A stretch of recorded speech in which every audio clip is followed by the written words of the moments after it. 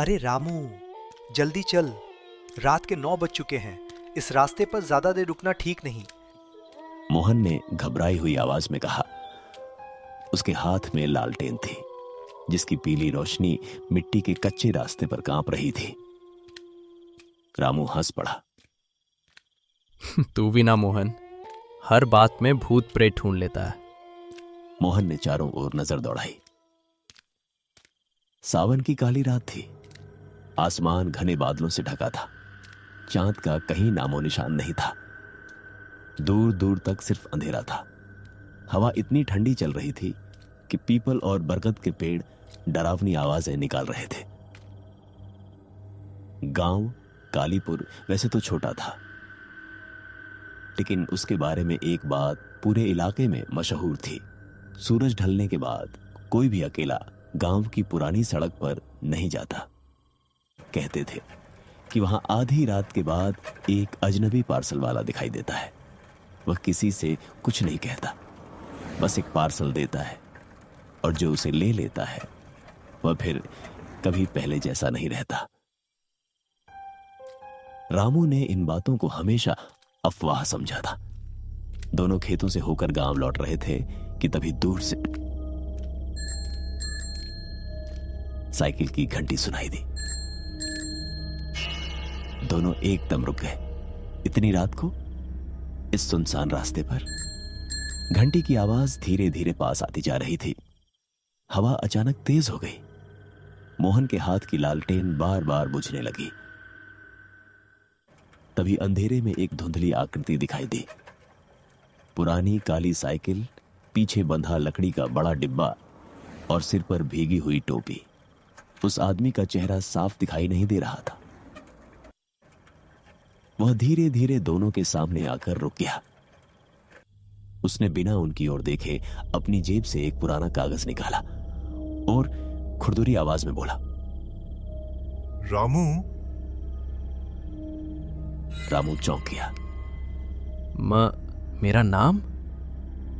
तुम्हारे नाम का पार्सल आया है। रामू हैरान था। लेकिन मैंने तो कुछ मंगाया ही नहीं। अजनबी ने कोई जवाब नहीं दिया, बस लकड़ी के डिब्बे में हाथ डालकर लाल रंग एक छोटा पार्सल बाहर निकाला। ऊपर सिर्फ एक नाम लिखा था। रामू ने कोई पता न भेजने वाले का नाम। मोहन डर कर पीछे हट गया। रामू, मत लेना, छोड़ दे, चल यहां से। लेकिन रामू को लगा शायद कोई रिश्तेदार भेज गया होगा। उसने पार्सल हाथ में ले लिया। जैसे ही उसने पार्सल पकड़ा, उसके हाथ बर्फ जैसे ठंडे हो गए। उसके कानों में किसी औरत की धीमी फुसफुसाहट सुनाई दी। मत खोलना। रामू ने घबराकर चारों ओर देखा। वहां कोई नहीं था। जब उसने दोबारा उस पार्सल वाले की ओर देखा तो उसकी आंखें पूरी तरह सफेद थी, एक पल के लिए, और अगले ही पल सब सामान्य। रामू ने सोचा शायद उसे भ्रम हुआ होगा। भैया, कितने पैसे हुए? अजनबी मुस्कुराया। उसकी मुस्कान इंसानों जैसी नहीं थी। इसका दाम तुम बाद में चुका देना। इतना कहकर उसने साइकिल घुमाई। घंटी फिर बजी और कुछ ही सेकंड में वह घने अंधेरे में गायब हो गया। मोहन कांप रहा था। मैंने कहा था ना, ये वही है। चल पागल, कोई डिलीवरी वाला होगा।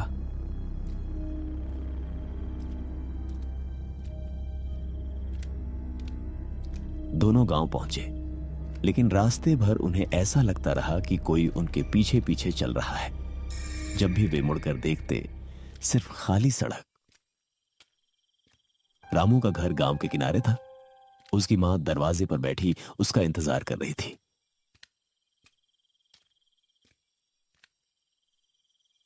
इतनी देर क्यों कर दी बेटा? बस रास्ते में एक पार्सल मिला था। मां का चेहरा अचानक उतर गया। कौन सा पार्सल? रामू ने जैसे ही लाल पैकेट दिखाया, मां के हाथ कांपने लगे। इसे अभी घर के अंदर मत लाना। क्यों मां? तेरे दादा भी एक बार ऐसा ही पार्सल लाए थे। उसके 3 दिन बाद पूरे परिवार पर मुसीबत टूट पड़ी थी। अम्मा, पुराने जमाने की बातें छोड़ो।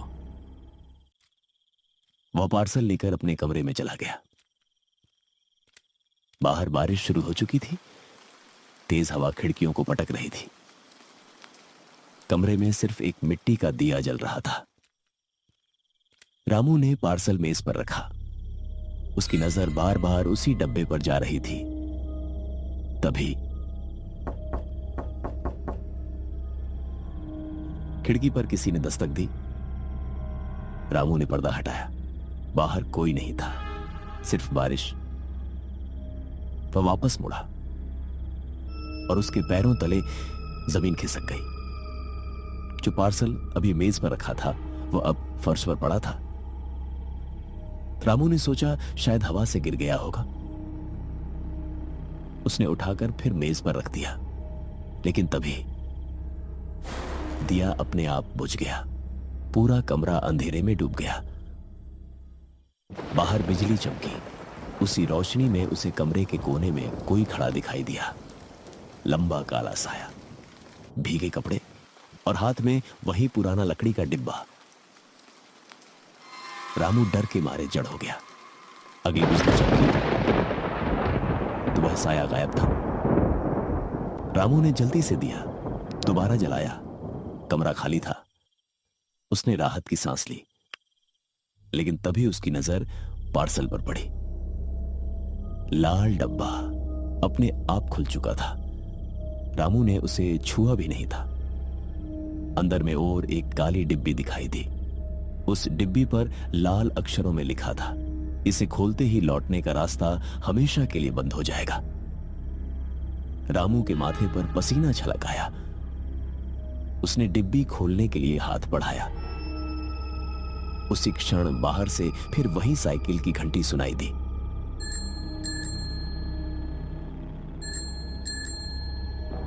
लेकिन इस बार आवाज दूर से नहीं, उसके घर के ठीक बाहर से आ रही थी। रामू धीरे धीरे खिड़की तक पहुंचा। बिजली चमकी। उसने बाहर झांका और उसका खून जम गया। घर के बाहर बारिश में वही अजनबी पार्सल वाला खड़ा था। वह बिना पलक झपकाए रामू को देख रहा था। फिर उसने अपनी उंगली होठों पर रखी और बेहद धीमी आवाज में कहा, अभी मत खोलना, आधी रात होने दो। इतना कहकर वह मुस्कुराया और अगले ही पल बिजली कड़की और वह अंधेरे में गायब हो चुका था। आधी रात होने में अब कुछ ही मिनट बचे थे। बाहर मूसलाधार बारिश हो रही थी। तेज हवा कालीपुर गांव की कच्ची गलियों में सीटी जैसी आवाजें निकाल रही थी। हर बिजली की चमक के साथ घरों की दीवारें पल भर के लिए सफेद दिखाई देती और फिर सब कुछ दोबारा गहरे अंधेरे में डूब जाता। रामू का दिल जोर जोर से धड़क रहा था। मेज पर रखी डिब्बी मानो उसे घूर रही थी। उस पर लिखे शब्द बार बार उसकी आंखों के सामने घूम रहे थे। तभी पुरानी दीवार घड़ी ने 12 बार घंटी बजाई।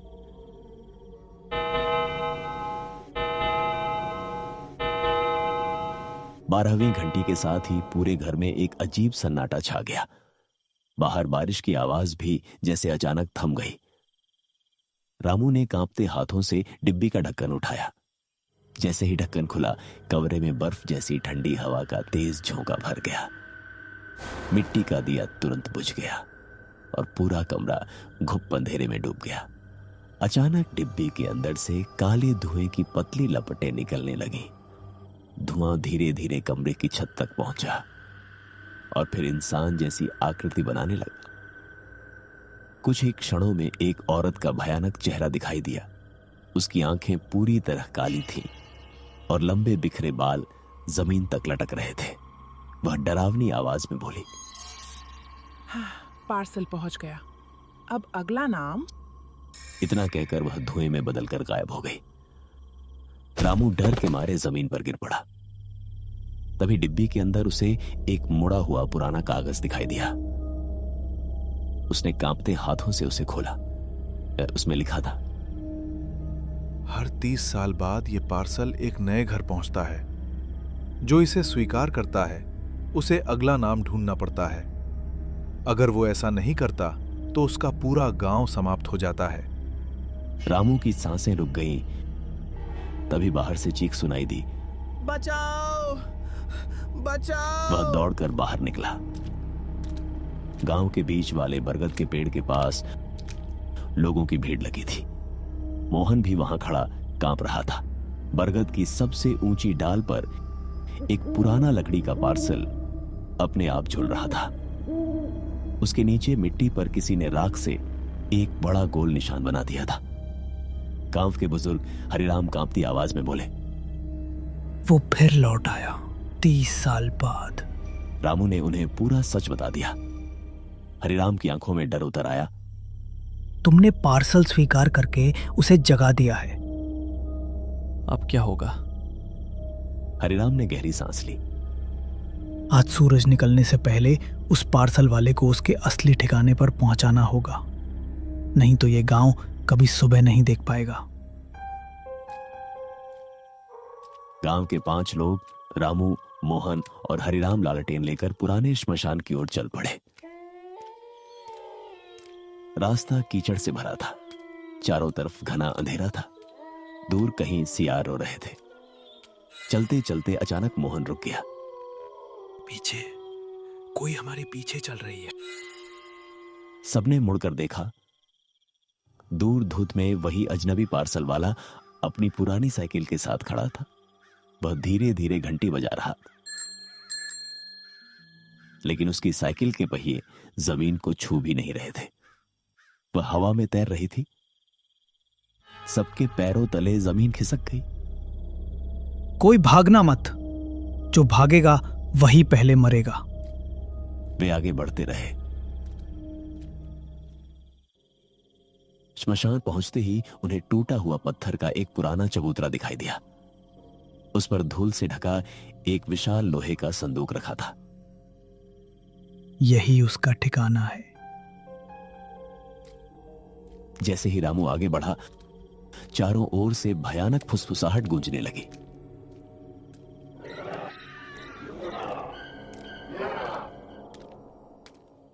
अचानक जमीन फटने लगी। काली धुंध में दर्जनों परछाइयां निकल आईं। वे सब उन्हीं लोगों की थीं जिन्होंने वर्षों पहले वह पार्सल लिया था। उनके चेहरे सड़े हुए थे और आंखें खाली। वे धीरे धीरे रामू की ओर बढ़ने लगे। मोहन डर के मारे बेहोश होकर गिर पड़ा। रामू ने हिम्मत करके डिब्बी को दोनों हाथों से उठाई और संदूक की ओर भागा। लेकिन तभी अजनबी पार्सल वाला उसके सामने आ गया। पहली बार उसका चेहरा साफ दिखाई दिया। उसका आधा चेहरा जला हुआ था। आंखों की जगह गहरे काले गड्ढे थे। वह मुस्कुराया। अब तुम मेरी जगह बनोगे। तुम कौन हो? 30 साल पहले मैं भी तुम्हारी तरह एक साधारण डाकिया था। मैंने भी बिना सोचे ये पार्सल स्वीकार किया था। तब से मैं हर 30 साल बाद नया रखवाला ढूंढता हूं। रामू ने सिर हिलाया। मैं किसी और को यह श्राप नहीं दूंगा। डाकिया जोर से हंसा। तो फिर पूरा गांव मर जाएगा। इतना कहकर उसने अपना हाथ बढ़ाया। उसके हाथ से काला धुआं निकलने लगा, जिसने पूरे श्मशान को ढक लिया। चारों तरफ चीखें गूंज उठी। रामू को अचानक अपनी मां की बात याद आई। बुराई कितनी भी पुरानी क्यों न हो, उसका अंत सच और साहस से होता है। रामू ने पूरी ताकत से डिब्बी उठाई और खुले लोहे के संदूक के भीतर फेंक दी। हरिराम ने तुरंत मशाल उस संदूक में डाल दी। एक भयंकर धमाका हुआ। आग की ऊंची लपटें आसमान तक उठ गईं। अजनबी पार्सल वाला दर्द से चीख उठा। उसकी साइकिल जलने लगी। उसका शरीर राख में बदलने लगा। वह आखिरी बार बोला, श्राप खत्म। और अगले ही पल वह पूरी तरह राख बनकर हवा में उड़ गया। उसी क्षण सारी काली परछाइयां भी एक एक करके गायब होने लगी। बादलों के पीछे से सुबह की हल्की लालिमा दिखाई देने लगी। कालीपुर गांव बच चुका था। कुछ दिन बाद गांव वालों ने उस पुराने श्मशान में एक छोटा सा मंदिर बनवा दिया ताकि कोई फिर उस जगह से छेड़छाड़ ना करे। रामू ने उस रात की बात कभी किसी बाहरी आदमी को नहीं बताई, लेकिन हर बरसात की रात जब तेज हवा चलती और दूर कहीं किसी पुरानी साइकिल की हल्की घंटी सुनाई देती, रामू अनायास ठिठक जाता।